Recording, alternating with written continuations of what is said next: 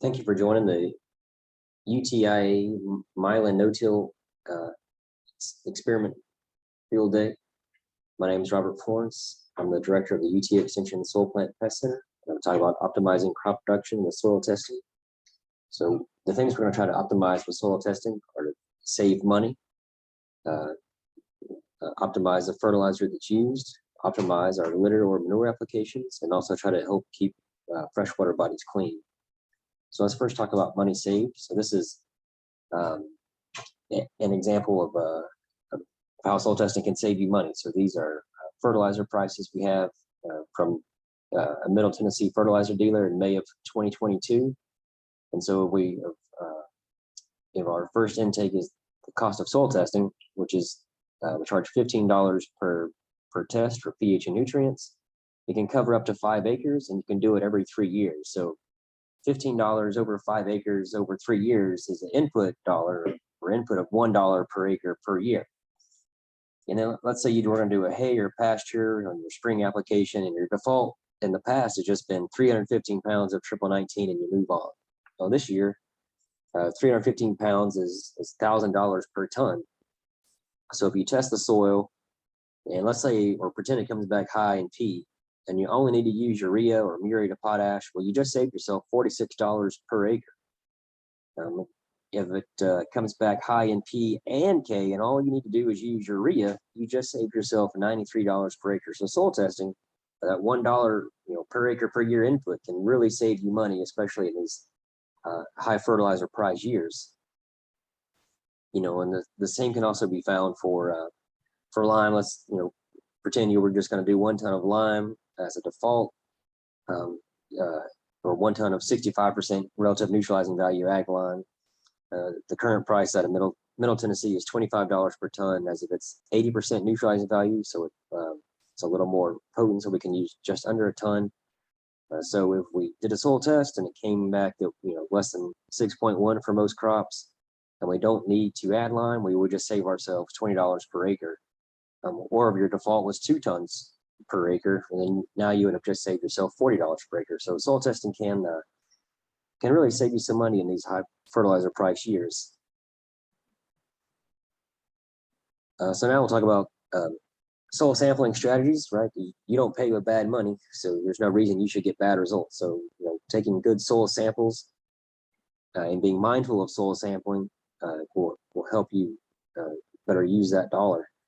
And also, don't forget, while you're sampling, you're actually testing the soil, right? A lot of times the problem, may not be just fertility or pH, it may be compaction, right? So if you're out there and you're sampling and you find that it's really hard to get into, and you notice that this may be a soil compaction problem, you may need to think about ways of addressing that soil compaction. So don't forget that while you are sampling, at the same time, you're also doing some soil testing of your own with that probe going in the ground. So some soil sampling strategies, these are the 3 common ones. So, you have a field, let's say it's 5 acres, you can just go out and randomly sample from random but representatively, take some subsamples from that field, mix them all together in a bucket, and then, of that well-mixed composite sample in that bucket, put in a soil box or soil bag and ship it off to the lab that you want to use. Another example is a management zone strategy. Let's say that this for whatever reason this left part of the field does better, right part of the field may not do quite as well, so you just want to figure out what's going on. So you may have 2 different management zones. So you'll sample them separately and you'll get 2 separate results back, and you'll apply the fertilizer separately if you get 2 different results back for those. So management zones can be kind of helpful if you know you have a difference in the field. Sometimes you can use like soil texture to help you make those decisions if there's a difference. You can also use yield maps over time. You just constantly notice one area is higher than another area, or higher in yield than another area. You can also do grid area or grid point. And so when you do the grid area or point, you can make your grids over your field, whether you want to use 5 acre grids or 2.5 acre grids. And then you would go out to either within that grid, you would take a bunch of soil samples or subsamples to represent the grid, Or you would go to that grid point, and then you would walk around, in a 20-foot circle or so, taking random but representative subsamples around that point to get a good average of that grid point. And so that's usually a very expensive way to do soil testing. You may not want to do it every year. You may do it, if you acquire new ground and you don't know the history of it, just to get an idea of its variability. But then usually you can revert back over time to like a management zone or even to a whole field sampling.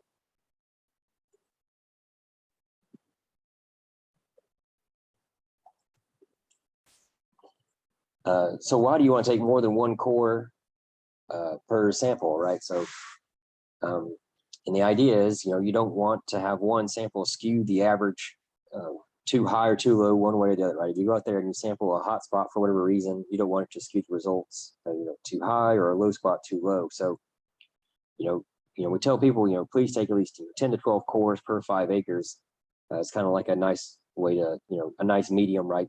Hopefully they'll go take 10 to 12 cores per acre. And the idea behind that is, if one of those cores is super high or super low, it shouldn't skew the results more than, 10% in general, right? Whenever we do it for research, you usually take about 20 cores.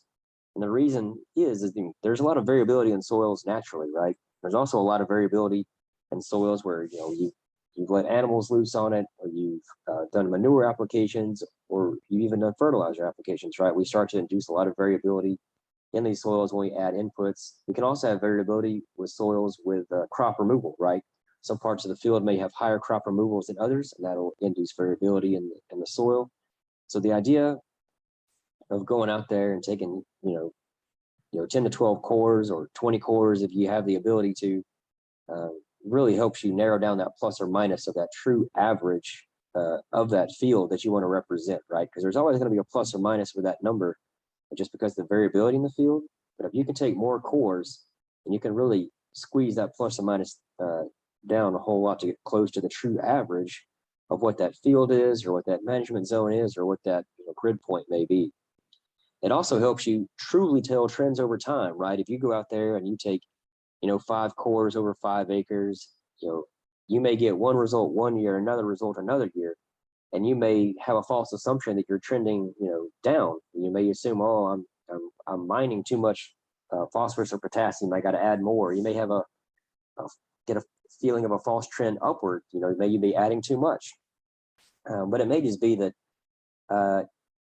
it's just well within the air, right? If it was the previous year, if it was 20 pounds per acre of phosphorus, and the next year you sample and it's 30 pounds per acre of phosphorus, but you only took 5 cores and the plus or minus is 10 or 15, and you may not have any trend at all. It may truly be just still straight. So by getting that plus or minus down, by taking more cores, you can truly tell trends over time, or have faith in those trends that if I'm trending up, it truly is trending up, or it's truly trending down. It's not just an artifact of random numbers coming back from that plus or minus.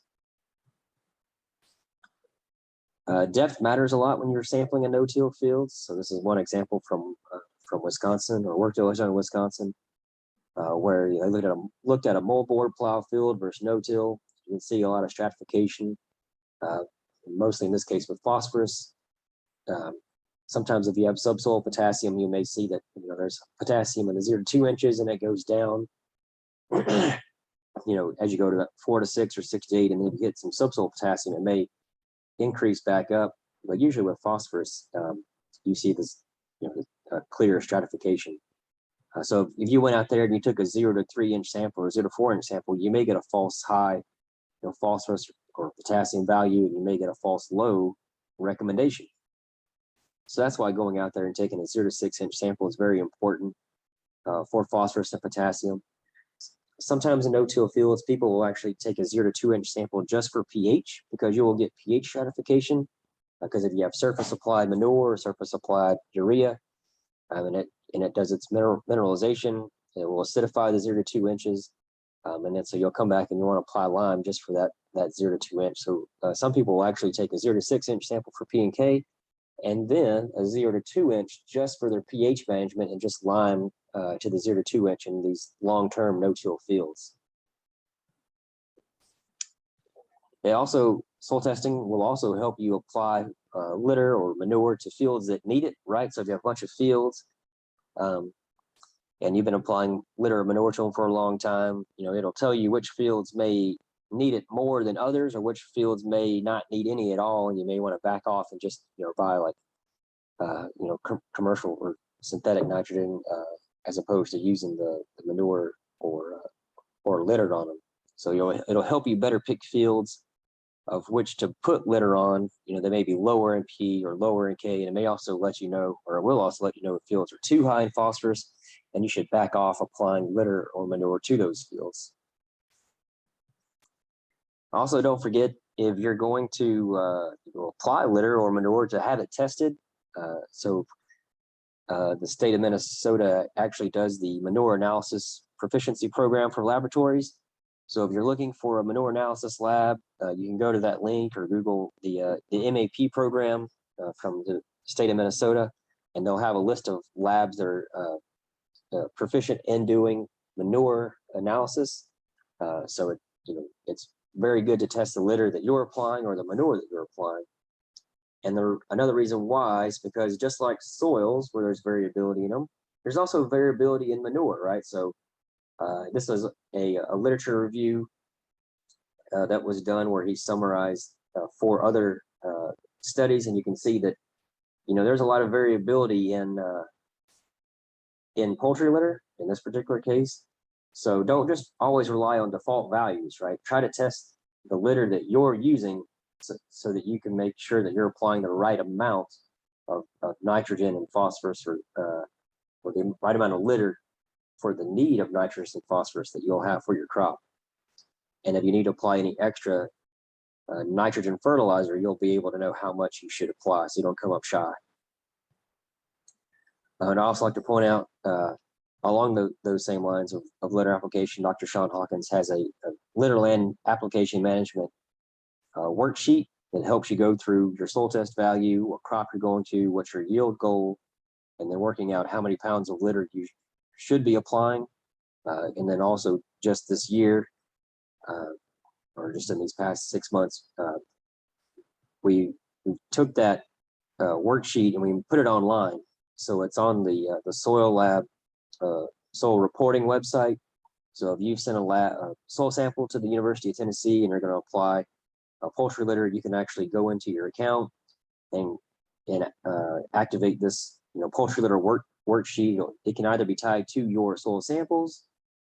Or if you haven't sent samples to us, to the University of Tennessee, you can actually just create an account and open up a poultry litter worksheet and enter your own values, enter your own soil test values, and then you'll enter your own litter results.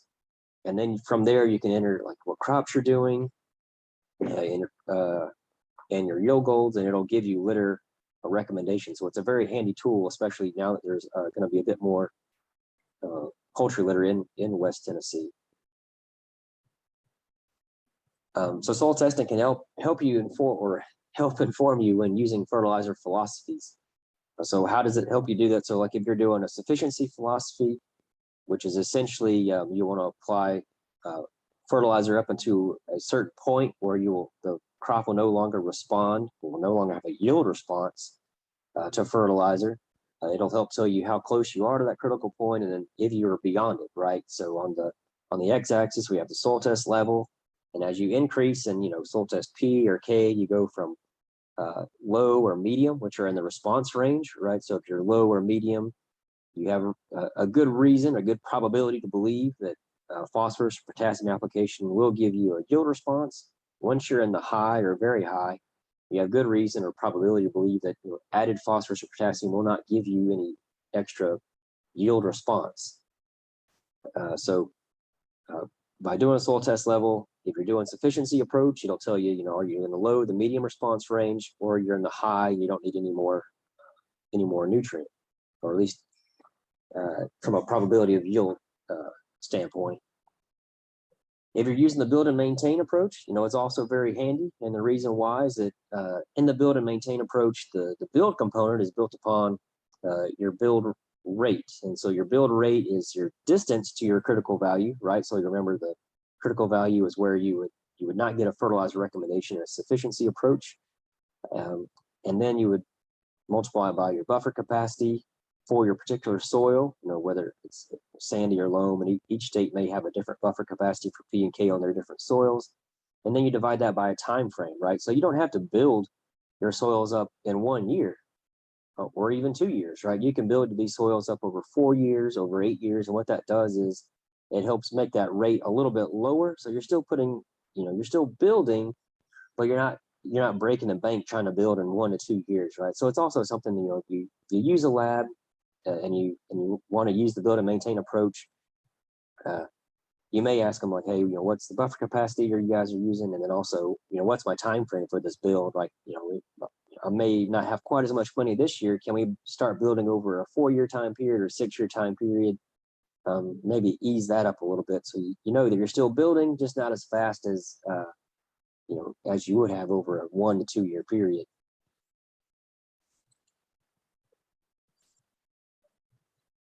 So by applying both fertilizer, especially phosphorus fertilizer, and manure or litter to fields that it needs to be applied to at the rates that it needs, at agronomic rates that are either sufficient or in that build and maintain range where you're maintaining it, just above sufficient levels that are not environmentally harmful yet. It'll help keep all these freshwater bodies free of excess phosphorus. Once you get all that excess phosphorus in a freshwater body, you then have the algae blooms, and sometimes those algae blooms can be toxic. So by soil testing and applying the right rate of fertilizer or applying manure to at the right rate to the right fields, you can start to help protect a lot of these freshwater bodies from excess phosphorus getting into the streams and then down into lakes or even to your own cattle ponds. So takeaways, soil testing can help you save money. It can help you reduce your fertilizer or litter inputs. It can help you apply fertilizer or litter to the needed fields and help keep your ponds clean or your lakes clean if you're near a lake. So with that, I thank you for your time and attention and watching all these videos.